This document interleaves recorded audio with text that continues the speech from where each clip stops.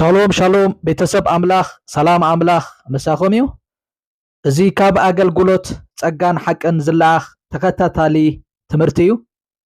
ኣብ ዝሓለፈ መጽሓፍ ፊልጵ ምዕራፍ 2 ካብ ቁጽሪ 12 ክሳብ 18 ዘሎ ሓሳብ ሪና ነርና እሱ ድማኒ ከም ዝድሓኑ ሰባት ከም ሓደሽቲ ፍጥረት ከም እዙዛት ውሉድ ኣብዚ ቄናንን ጠዋይን ወለዶ መንቅብ ዘይብሎም ወይካ ከም ብርሃናት ኮንኩም ከም ዝድሓኑ ሰባት ኮንኩም ከም እዙዛት ውሉድ ኮንኩም ኣብዚ ጸልማት እዚ ከተብርሁ ኣብዛ ዝወደቀት ዓለም እዚኣ ከተብርሁ ሙሃኒ ዝኾነ ነገር ክንዓይ ዝኾነ ነገር ክንገብሮ ከለና ድማ ብዘይ ምጉርምራምን ብዘይ ወልውልን ክንገብሮ ከም ዘለና ዝብል ሓሳባት ሪና ነርና ኢየሱስ ክርስቶስ ጎይታይ ሎም ማዓንቲ ድማኒ 10 ክፋል እዩ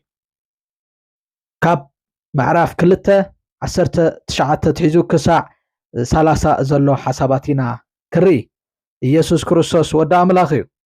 እስከ እቲ ጽሑፍ ሃሌሉያ ከምቡበ እሞ ክንጽሊና ብናይ ሃለዋትኩም ከምታ ነፍሰይ ሓሲቡ ብንጹህ ልቢ ዝሓሊ ሓደ እኳ የብለይን እሞ ኣነ ብዛዕባኻትኩም ፈሊጠ ምእንቲ ባህ ክብለኒ ቀልጢፈ ንጢሞቴዎስ ክልእከልኩም ብጎይታና ኢየሱስ ተስፋ ገብር ኣለኹ ኩላቶም ነናይ ርእሶም እዮም ዝደልዩ ነቲ ናይ ኢየሱስ ክርስቶስ ኣይኮነን ግናኸ ውልድ ነብኡ ከም ዘገልግል ንስውን ምሳይ ንወንጌል ብምግልጋሉ ፍቱን ምዃኑ ትፈልጡ ኢኹም እምበኣርሲ ኣባይ ከመይ ከም ዝኸውን ምስ ረአኹ ቀልጢፈ ንኡ ክሰደልኩም ተስፋ ገብር ኣለኹ ኣነ ባዕለይ ቀልጢፈ ከም ዝመጽእ ብጎይታ እእመን ኣለኹ ንኤጳፍሮዲጦስ ሓወይን መታዓይተይን መታዓቂተይን ልይኹኩም ኣነ ብዝደልዮ ኣገልጋልን ግና ንኹላኻትኩም ስለ ዝናፈቐን ምሕማሙ ብምስማዕኩም ስለ ዝጓሃየን ናባኻትኩም ክሰዶ ብግዲ ኮነኒ ሓሚሙስ ብሓቂ ንሞት ቀሪቡ ነይሩ ግናኸ ኣምላኽ ምሒርዎ ሓዘን ኣብ ልዕሊ ሓዘን ምእንቲ ከይውስኸኒ ንኣይ ድማ እምበር ንኡ ጥራይ ኣይኮነን ስለዚ ምስ ረእኽሞ ከም ብሓድሽ ምእንቲ ክትሕገሱ ኣነ እውን እቲ ሓዘነይ ምእንቲ ክቐልል ቀልጢፈ ሰደድክዎ ደጊም ንሱ እቲ ካባኻትኩም ዝጎደለኒ ምእንቲ ክምልእ ነብሱ ቀቢጹ ምእንቲ እዮ ክርስቶስ ክሳዕ ሞት ቀሪቡ ነይሩ እሞ ብኩሉ ሓጎስ ብጎይታ ተቐበልዎ ነዞም ከምዚኣቶም ዝመሰሉ ኣኽብርዎም ኢየሱስ ክርስቶስ ጎይታ እዩ እግዚአብሔር ኣምላኽና በኢየሱስ ክርስቶስም ነመስግነካ ኣለና ስለ ረድኤትካ ንባረኸካ ስለ ቃልካ ነመስግነካ ኣለና ስለ መንፈስካ ነመስግነካ ኣለና በኢየሱስ ክርስቶስም እግዚአብሔር ኣቦ ከምቲ ቃልካ ዝብሎ ናብ ቃላተይ ኣቕልብ እዝነኻ ናብ ዘረባይ ኣድነን ንዝረኸበን ህይወቱ ንብዘሎ ስጉኡ ከዓ ፈውስየን እሞ ኣብ ቅድሚ ዓይንኻ ኣይተርሕቀን ኣብ ውሽጢ ልብኻ ዕቆረን ህይወትካውያ ትፍልፍል እሞ ልዕሊ ኩሉ ንልብኻ ሓልዎ ከም ዝብል ቃልካ እግዚአብሔር ነቲ ናይ ቃልካ መንፈስ ክረኽቦ በኢየሱስ ክርስቶስ ስም ኣብ ነፍሲ ወከፍ ዝሰምዕዎ ቃል ድማ ኣብ ንስጎም ፈውሲ ክኸውን ናይቲ ቃል ህይወትን ብርሃንን ክረኽቦ ምብርታዕ ክኸውን ምሕዳስ ክኸውን ብትሳዕ ክኸውን ምውፃዕ ክኸውን በጌታ በኢየሱስ ክርስቶስ ስም ይጽልይ ኣለኹ ዘስተምር መንፈስ ሃብካዮም ማና ድማ ካብ ኣፎም ኣይጉደልካሎምን ከም ተጻሕፈ እቲ ዘስተምር መንፈስካ ብሽም ኢየሱስ ክርስቶስ ኣብቶም ሰምዑ ኩሎም ይለቓቕ በኢየሱስ ክርስቶስ ስም ከምኡ ስለ ዝኾነ ድማ ንባረኸካ ኣለና ንሕና ካባኻ ስለ ንምሃር ድማ ነመስግነካ እስኻ ስለ ትምህረና ንባረኸካ ኣለና ደቅኺ ካብ እግዚአብሔር ዝተምሃሩ ክኾንዮም ሰላም ደቅኺ ድማ ዓብይ ክኸውን ከም ተጻሕፈ በኢየሱስ ክርስቶስ ስም ሰላሞም ስለ ዝበዝሕ ሰላሞም ስለ ዝውሕዝ እባረኸካ ኣለኹ በጌታ በኢየሱስ ስም ኣሜን ሃሌሉያ ኢየሱስ ክርስቶስ ወዲ ኣምላኽ እዩ ከምቲ ክነንብቦ ዝጸንሕና ኣብ ፊልጵ ምዕራፍ 2 ካብ 19 ትሒዝና እንታይ ይብላ ኣሎ ብናይ ሃለዋትኩም ከምታ ነፍሰይ ሓሲቡ ብንጹህ ልቢ ዝሓሊ ሓደ እኳ የብለይን እሞ ኢሉ ይኹም ጳውሎስ እዩ ብዛዕባ ናይ ጢሞቴዎስን ናይ ኤጳፍሮዲጦስን ብዛዕባ እዚኦም ክምስክር ከሎ እሞ ከዓ ናብታ ቤተክርስትያን ኣብ ፊልጵ ዘላ ክሰድም ከሎ ግን ከዓ ካብዚ ንምሃሮ ካብ ጢሞቴዎስን ካብ ኤጳፍሮዲጦስን ኣለና ከምኡ ድማ ዋላ ካብ ጳውሎስ ድማ ኣለና ከምዚ ንሪኦ ዘለና እንታይ እንድሕሪልና እቲ ናይ ክርስቶስ ኢየሱስ ሓሳብሲ ኣባኻትኩም ይሓሉ ኢልና ሓቀይ በቀዳማይ ሪና ነርና ኣብ ፊልጵ 2:5 ዘሎ ልክዕ ከምኡ እንዳበለ ሕጂ እንታይ ዝገብር ዘሎ ዝቅፅል ዘሎ ማለት እዩ ኣብዚ ድማ ንሪኦ እንታይ እንድሕሪልና ብዛዕባ ሓሳቢ ጳውሎስ ተኾነ ስለቲ ኣብ ፊልጵ ዘላ ቤተ ክርስቲያን እንታይ ገብር ከሎ ብዛዕባኦም ክሓስብ ከሎ كمو تيموثيوس تخونه لكع كمتي باولس زحسبلهم كمو دماني نتا بيت كريستيان زلا كمو كم زحسب كمو دما ابافروديتوس تخونه خا بزعباتهم كم زحسب إنا أبز نريو سلازي تبحلف خا أبتي أقولقلوت زلنا أنا أقولقلهم هزبي حزنا زلنا بتعمينا خابزي إنمهر هاليلويا انتايز بزلو حج بزعبهم كزارب كلوسي تايز بزلو بزعب حلواتكم ريو باولسي أب اسر بيت كوينو ريو بزعب رؤسو زي كونه بزعب حلواتو زي كونه سي بزعب مني بزعب أب فيليبي زلا بيت كريستيان بزعب حلواتكم بناتكم حلوات بقى كمتا نفسي حاسيبو بنصه لبي زحلسي حدو كو يبلين يلو ريو تيموثيوس تخوينه ኤጳፍሮዲጦስ እንተኾነሲ ካብ ንቤተ ክርስቲያን ፊልጵሲ ነቲ ተኣሲሩ ዘሎ እዩ ሓቀይ ሓገዝ ዘድልዮ ደጋፊ ዘድልዮ ግን እንታይ ይብላሎ ድሕሪልና ሃላዋቶም ግን ክፈልጥ ደልዩ ብጣዕሚ ብዛዕባም ሓሳብ ስለ ዝበርትዖ ኣብ ምንታይ ኩነታት እዮም ዘለዉ ሕጂ ከም ምንታይ ኩነታት ኣለዉ ጸኒዖም ደለዉ ኣብቲ ሓሳብ ኣምላኽ ደለዉ እዚ ነገር ስለ ዘተሓሳስቦሲ ሕጂ ለው ከምታ ነፍሰይ ሓሲቡ ብንጹህ ልቢ ዝሓሊ ወላ ሓደ ይብለይን ኢሉ ኣነ ብዛዕባኻትኩም ፈሊጠ ምእንቲ ባህ ክብለኒ ብዛዕባ ትዘለኹም ኩነታት ፈሊጠሲ ማእታን ኣነ ባህ ክብለኒ ማእታን ክሕጎስ ረይዎ ኣሕዋተይ ባህታ ናይ ጳውሎስሲ ክሪኦ ከለናሲ ብዛዕባትዮም ደቁ ብዛዕባትዮም ዘገልግሎም ዝነበረ ብዛዕባትዮም ዘጓስዮም ዝነበረ ህዝቢ ወይ ከዓ ቤተ ክርስቲያን ኣብ ፊልጵ ዘላ ናትኩም ነገር ፈሊጠ ባህ ክብለኒ ቀልጢፈ ንጢሞቴዎስ ክልእከልኩም ብጎይታና ኢየሱስ ተስፋ እገብር ኣለኹ ኢሎም ሪኦሞ ንመን ልእከልኩም ንጎይታና ኢየሱስ ተስፋ እገብር ኣለኹ ንጢሞቴዎስ ክልእከልኩም ኩላቶም ኢሎም ጥራይ 21 ናይ ርእሶም እዮም ዝደልዩ ሪኦም ኩላቶም እንታይ እንድሕሪልናሲ ኣብ ሮማ ዘላ ቤተ ክርስቲያን ኣለዉ ሓቀይ ኣለዉ ብዙሓት ምእመን ኣለዉ ብዙሓት ኣማይት ብዙሓት ኣሽዓት ኣለዉ ኣመንቲ ኣለዉ ግን ኢሎም ኩላቶም ሲ ናይ ርእሶም እዮም ዝደልዩ ንዖም ዝሕሾም ንዖም ዝጠቕሞም ብዛዕባ ገዛ ርእሶም ጥራሕም ዝሓስቡ ድሌታቶም ጥራሕም ዝሓስቡ ናቶም ዕላማዮም ቀዳምነት ዝገብሩ ነቲ ናይ ኢየሱስ ክርስቶስ ኣይኮነን ኢሎም ነቲ ናይ እግዚአብሔር ነገር ኣይኮነን ነቲ ኣጀንዳ ኣምላኽ ኣይኮነን ብዛዕባ ወንጌል ኣይኮነን ብዛዕባ ሰማያዊ ሓሳብ ኣይኮነን ቀዳምነት ዝገብርዎ ብዛዕባ እንታይ ዳ ብዛዕባ ናይ ርእሶም እዮም ንርእሶም ዝጠቅም ንርእሶም ዝሓይሽ ጥራሕም ቀዳምነት እንታይ ዝገብርዎ ዝሰርዕዎ ግናኸ ኢሎም ቁጥሪ 10 ብጣዕሚ ዝገርም ናይ ጳውሎስ ተሪእና ኣሕዋተይ ተሪእኹሞስ ኣብ ተሰሎንቄ ንጢሞቴዎስ ቅድሚ ሕጂ እንታይ ገይሮም ነይሩ ልኢኹሎም እዩ ነይሩ ማእታን በቲ ዝመፀኩም ዘሎ ብዙሕ ፈተናሲ ማእታን ሰንከልከል ከይትብሉ ከፀናዕኩም ኢለ ክህድአኩም ኢለ ንጢሞቴዎስ ታገብረልኩም ኣለኹ ኢሎም እልእኸልኩም ኣሎ ኢሎም ነታ ኣብ ተሰሎንቄ ዝነበረት ቤተ ክርስቲያን ማለት ከምኡ ድማ ነታ ኣብ ቆሮንቶስ ዝነበረት ቤተ ክርስቲያን ድማ ከምኡ ኢሎም ከመይ ገይረ ከም ዝመሩ ከም ዝነበርኩም መገዲ ብክርስቶስ ኢየሱስ በኣካ ማእታን ከዘክረኩም ንጢሞቴዎስ ታገይረልኩም ኣለኹ እዘክረኩም ኣለኹ ንምንታይ ተልኩም እዚ ብጣዕሚ ዝገርም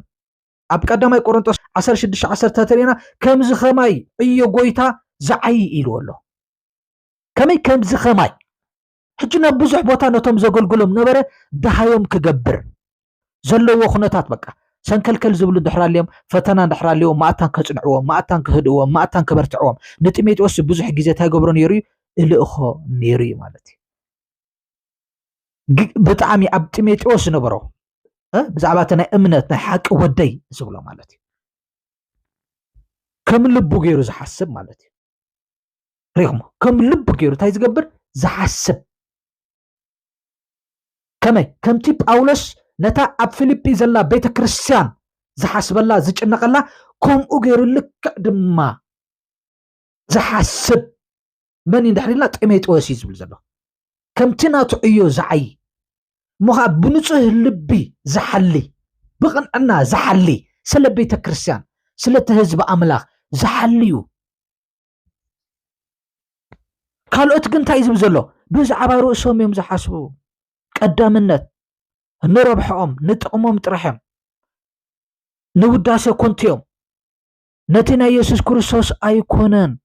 ግናኸ ውሉድ ነብኡ ከም ዘገልግል ሃሌሉያ رغم جنا ولد نبو كم زجلجل نسون مساين وانجل بمجل قالوا فتن مخانو تفلتيهم يلو أنا ترى هتكون كذا مسكروا لسخاتكم كمان تمسكروا ليهم يلو معرخ ندي نوانجل رؤس زوفة حوي أقل قالي مخانو نسخاتكم مكاتفلتيهم نعيك عيلو لك أكمتي حدا ولد نبو زجلجلو كمي تايز جبرني زجلجلني هاليلويا ما نسون مسايلو مسؤول لك معايا خوينو مالتي نوانجيل بمقل قالوا فتن مخانو تفلتيهم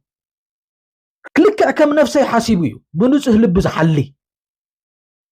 ريمو ما قدامنا دماني نتي وانجيل زقبر نوانجيل دما رؤس زوفي اقل قالي ازرح يكونن بزعبا رؤسو طرح زحسب بزعبا طم رؤسو بزعبا دليت رؤسو بزعبا نعوز حشو طرح يكونن زحسب ناي كريستوس حسابي اوز نبره انتي دا ندق سبات نختقم يزدلي ندق سبات يزحلي ندق سبات زدقف اقل قال مالتكم يو نتم زغلغلهم حزبي زطقم مالتي زحاسبلهم مالتي نوانجيل قدامنت زهبيو نتنا يسوع كريستوس قدامنت زهبيو كارجاس اتقمدو زيكونه زبلسي بتا انا حجز وانجيل زسبكو بزي قال حق زنكرسي سبسي تقمدو يزبل سبسي يدحندو يصنانعدو يبرتعدو إلو زبل حساب يزلو ኢየሱስ ክርስቶስ ጎይታይ ስለዚህ ንጢሜቶስ ስለዚህ ሕዋተይ ከምዚ ማለት እዩ አገልጋል ማለት አገልገልት እንዲና ንሕና ሕዋተይ በክርስቶስ ኢየሱስ ዝኾነ ሲ ኩሉ ምሻቀ እቲ ናይ ሓድሽ ኪዳን አገልገልቲ ክንከውን ሲ ከአልቲ ገበረና ኢሉ ሪሆም ጸጋሎ ማለት እዩ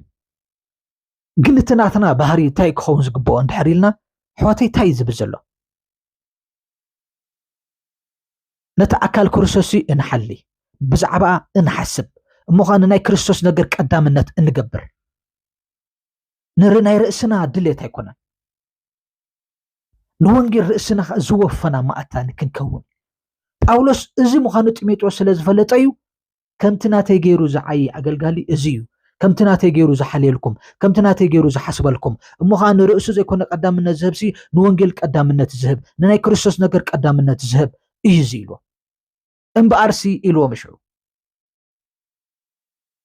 أبقى ترى إسان سلسان أباي كمي كم زخون مسرقه قلتيفا نقو خصدلكم تسفا قبر الله خيلو بزا أباي انت عينة فردي كم زفردو انتاي كم زقورو كتسأنح دي كدنقو دي انتاي مخان مسفلتكو نعو خصدلكم تسفا قبر الله خيلو أنا بعليون ناباخم نخمت تايلوم بقويتا أمان الله خيلو أنا وناباخم تاقبره كمتسي حجيرو إيوه باولو سعواتي ولا تيميت وسترأخمو بزعبا رؤسهم يكونوا زحسوا زلو بزعبا من دا بزعبا تهزب أملاخ بزعبا تزغلغلو بزعبا تزغواسيو حزبي إم زحسبو زحالي زلو انتاي نتقام كافت حزبي كونا انتاينا نتقمي مغاب اسر بيت كوين هاليلويا دعري بزعبا إبافروديتوس دما يزمر شو خاب إسران حموشن داي لولا نيبافروديتوسن حوين معايتين متعاقتين ليكم هاليلويا انتاي لو بزي نيبافروديتوس مسكر له خلو مجمريا لو زلو حوي يهما حوي له متعاقتين ليكم انا بزدليو اقلقالن جنا نخلاتكم سلازنافقن محمامو بمسمعكم سلازقوهين نابخاتكم كسدو بقدي كونني إلو بزعبا إبافروديتوس دما كمسكر كزارب كله دما تابلا له مجمريا له حو خوينني إز بزلو حوي كوينني كمزي ناي قايلن أبيلن حوات زي كونسي حقا إكزابير سي حوها قايل حوها بيلو تبلس عيفلتن أنا حالا وحوي ديلو كمزي عينت حوي كونن كين وزل العجي إبافروديتوس نمن تايدا دحركا دقافيو حقازيو أما خاريو أيوة حوي كوين النيز بزلو حوي طرح هذا يكون أنت كنا خانتيلو ما عيتين وحواتي كم زكوا خنا بالنخلينا وأما نحنا بكريستوس تخكل كلها حوات دينا خنا بالنخلينا تخكليو بكريستوس يسوع حواتنا حدا بوي زلنا كب حدا بوينا توليدنا كب حدا منفسنا توليدنا حانت تصفى حانتي تمكتيا حدا امنتي زلنا جن كانت اندحرينا اتني حاوي بهري زي بلكن حو صقو تقليصو حو بليصو حو لقليلو اندحريوا كدقصو كطفؤ حقي قايلنا ابيل اندحرينا استايد غيرو حو كوي ناتو مسوعته قبول ناي قايل مسوعته زي قبول مسكونه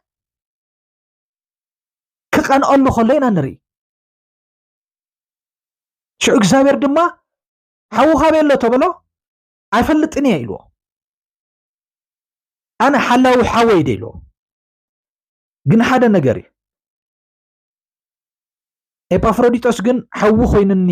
ክብል ከሎ حوይን ክብል ከሎ ግን ደጋፍይ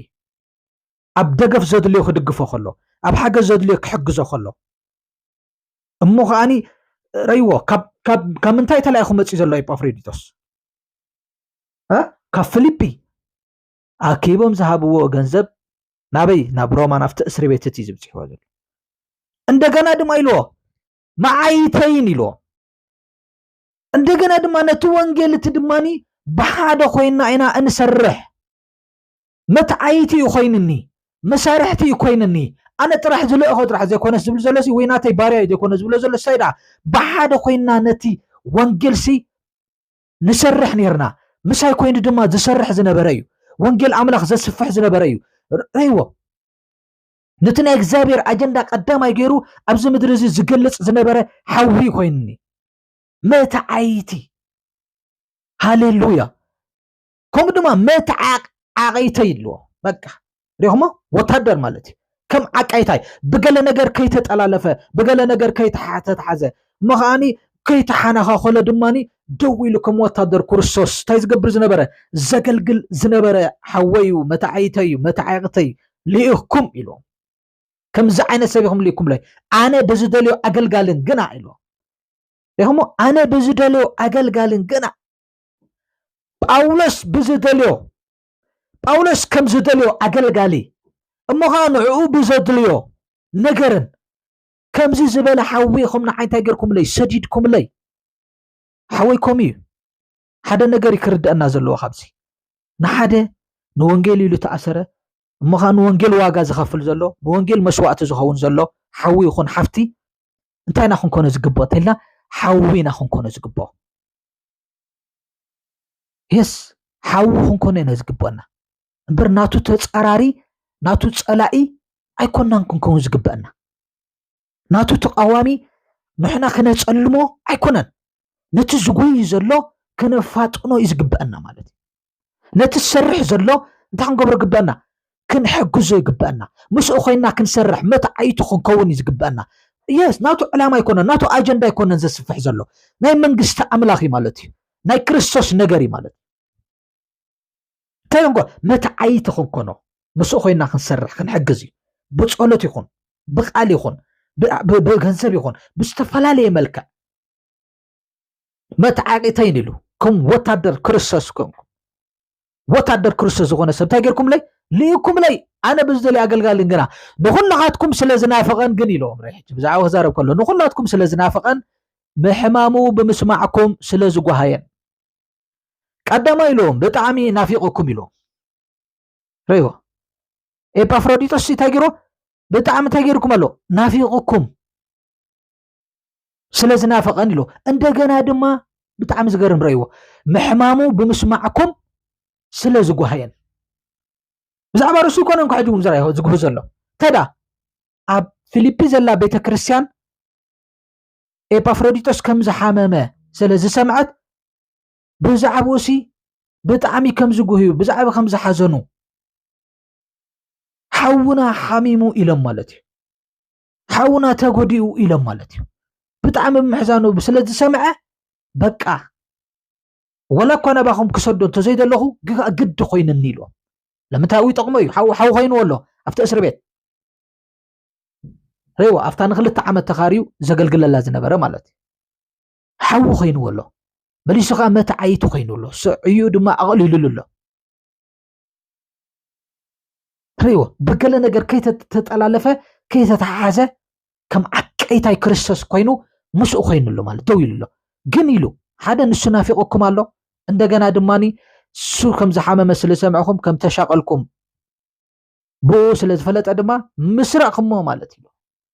ምስራይዎስ ማታን ታገሩ ማታን ክሕገሱ ስለዚ ጓይን ሲል ናባኻትኩም ክሰዶ ብግድ ኮነን በቃ ታገብረሎ ክሰደሎ ረይ ወዕዋተይ ኣብዝታይ ዘሎ ብዛዕባ ርሶም ኣይኮኑ ዝሓ ጳውሎስ ይኹን ኤጳፍሮዲጦስ ይኹን ንዓም ንክሕሾም ኣይኮኑ ዝሓስቡ ዘለው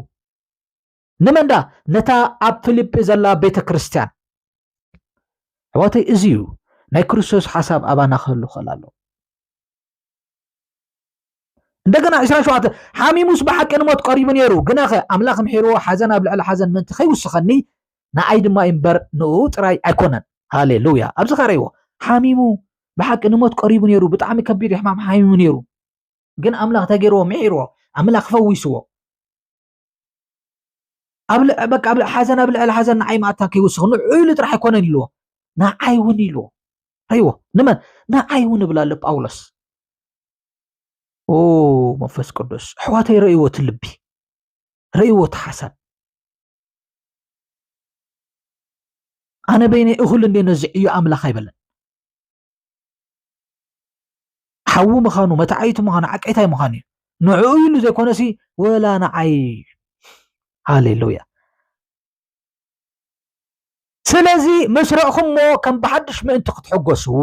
ረይዎ ሕጂ ነቶም ኣብ ፊልጵ ዘሎ ቤተክርስትያን ሽዑ ጥዕዩ መስረቕኹሞ ደው ኢሉ መስረቕኹሞ ገፁ መስረቕኹም ድማ